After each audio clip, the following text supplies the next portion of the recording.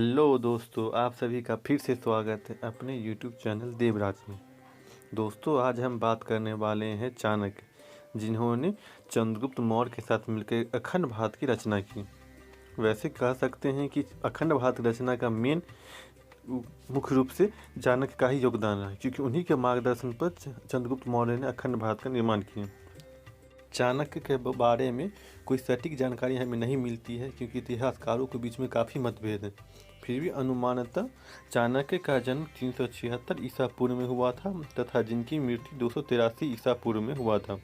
चाणक्य, जो चंद्रगुप्त मौर्य के प्रधानमंत्री थे, उन्हें कौटिल्य एवं विष्णुगुप्त आदि नामों से भी जाना जाता था। उनके पिता का नाम चनक था, जिसके कारण उन्हें चाणक्य कहा गया। विष्णुगुप्त कूटनीति, अर्थनीति, राजनीति के महान विद्वान और अपने महाविद्वान और महाज्ञान के कुटिल सदुपयोग एवं जन कल्याण तथा अखंड भारत के निर्माण एवं सृजनात्मक करने के कारण उसे कौटिल्य कहा गया। उन्होंने नंद वंश का नाश करके चंद्रगुप्त मौर्य को अजापाल से प्रजापाल बनाया। उनके द्वारा रचित अर्थशास्त्र नामक ग्रंथ राजनीति, अर्थशास्त्र, कृषि, समाज नीति आदि महान ग्रंथ हैं। अर्थशास्त्र मौर्यकालीन भारतीय समाज का दर्पण माना जाता है। चाणक्य की मृत्यु को लेकर दो कहानियां संदर्भ में आई है, लेकिन दोनों में कौन सी सच है इसका अभी कोई सार नहीं निकल पाया है। जिसका मुख्य चाणक्य तक्षशिला के एक नगर जो रावलपिंडी के पास स्थित है, वहाँ के निवासी थे।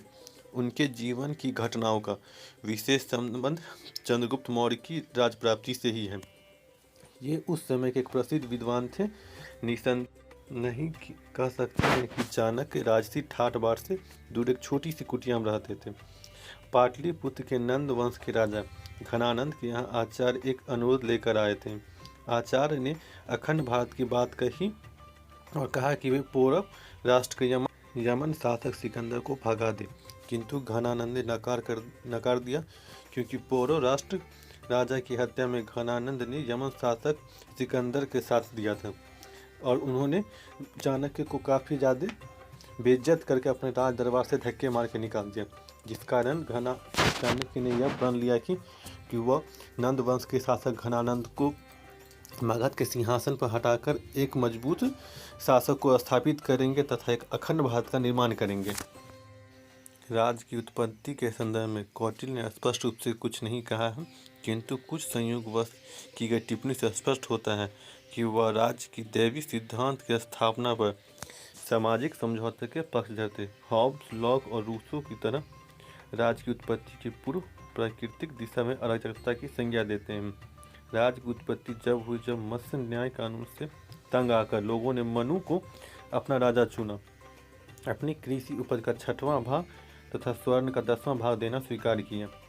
इसके बदले राजा ने उनकी सुरक्षा, कल्याण और उत्तरदायित्व संभाला।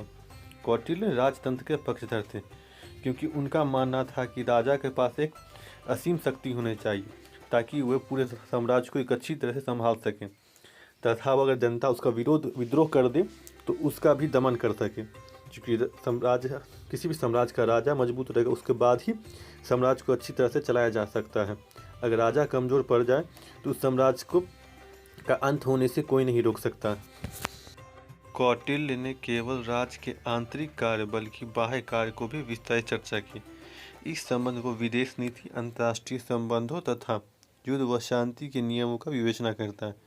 कूटनीति के संबंध का विश्लेषण करते हुए उसने मंडल सिद्धांत का प्रतिपादन किया। कौटिल्य ने 4 मंडलों का उल्लेख किया है। प्रथम मंडल, इसमें विजयगीषु, उसका मित्र एवं उसके मित्र शामिल होता है, अर्थात वैसा देश जो आपके साथ मित्रता व्यवहार रखता है उसके साथ अन्य जो मित्र रहते हैं वो आपके मित्र देश के समान होते हैं। द्वितीय मंडल में चाणक्य बताते हैं, इस मंडल में विजयगीषु का शत्रु शामिल होता है, अर्थात विजयगीषु के शत्रु का मित्र और शत्रु के मित्र सम्मिलित किए जाते हैं। अर्थात किसी शत्रु देश का भी कोई शत्रु हो तो वो हमारे मित्र समान होता है। इसी प्रकार तृतीय मंडल, इस मंडल में मध्यम और उसका मित्र एवं मित्र का मित्र शामिल किए जाते हैं। और चतुर्थ मंडल में, इस मंडल में उदासीन, उसका मित्र और उसके मित्र शामिल होते हैं, अर्थात वैसे पड़ोसी राज्य उदासीन रहते हैं वो भी हमारे मित्र के समान ही होते हैं और उनसे हमें मित्रतापूर्वक ही व्यवहार करना चाहिए, ताकि हमें आपात स्थिति में उनकी पूरी सहायता हो सके और उनसे जितना हो सके अच्छा से अच्छा संबंध बना के रखना चाहिए, ताकि किसी भी आपात स्थिति उनकी सहायता मिले। चाणक्य ने कूटनीति आचरण के 4 सिद्धांत दिए। कौटिल्य ने राज्य के विदेश नीति के संदर्भ में कूटनीति के 4 सिद्धांत, साम समझना मतलब बुझाना, दूसरा दाम धन देकर संतुष्ट करना, तीसरा दंड बल प्रयोग युद्ध और भेद फूट डालने का वर्णन किया। कौटिल्य के अनुसार प्रथम 2 सिद्धांतों का प्रयोग निर्बल राजाओं द्वारा और अंतिम 2 सिद्धांतों का प्रयोग सबल राजाओं मतलब अर्थात शक्तिशाली राजाओं द्वारा किया जाता है। किंतु यह भी मत है कि साम दाम भेद से और भेद दंड से श्रेयस्कारी है। दंड का युद्ध प्रयोग अन्यथा स्वोपाय रूप में किया जाना चाहिए, क्योंकि स्वयं की क्षति होती है।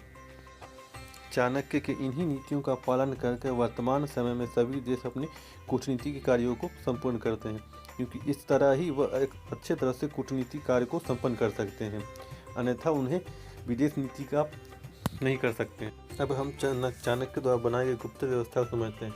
कौटिल्य ने गुप्तचरों के कई प्रकारों का वर्णन किया है। गुप्तचर विद्यार्थी, गृहपति, तपस्वी, व्यापारी, विषकन्या के रूप में हो सकते हैं। राजदूत भी गुप्तचर की भूमिका निभाते हैं। इनका कार्य देश विदेश में गुप्त सूचनाओं राजा तक पहुँचाना होता है। ये जनमत की स्थिति का आकलन करते हैं और विद्रोहियों पर नियंत्रण रखने तथा शत्रु राष्ट्र को नष्ट करने में योगदान देते हैं। कौटिल्य ने चंद्रगुप्त के साम्राज्य में गुप्तचरों की बहुत अच्छी व्यवस्था बैठा कर रखी, जिससे उन्होंने एक मजबूत साम्राज्य को बनाया और साम्राज्य में होने वाले छोटे मोटे सभी विद्रोह को पनपने से पहले ही उन्हें कुचल दिया तथा शत्रु राष्ट्र पर होने वाले आक्रमण के भय को भी वो निश्चिंत होकर साम्राज्य को चलाते थे। उनके साम्राज्य में गुप्तचर की बहुत अच्छी व्यवस्था बनाई गई थी। दोस्तों, इस वीडियो में बस इतनी ही जानकारी के साथ हम अलविदा लेते हैं। मिलते हैं एक नई वीडियो में। तब तक के लिए धन्यवाद, शुक्रिया।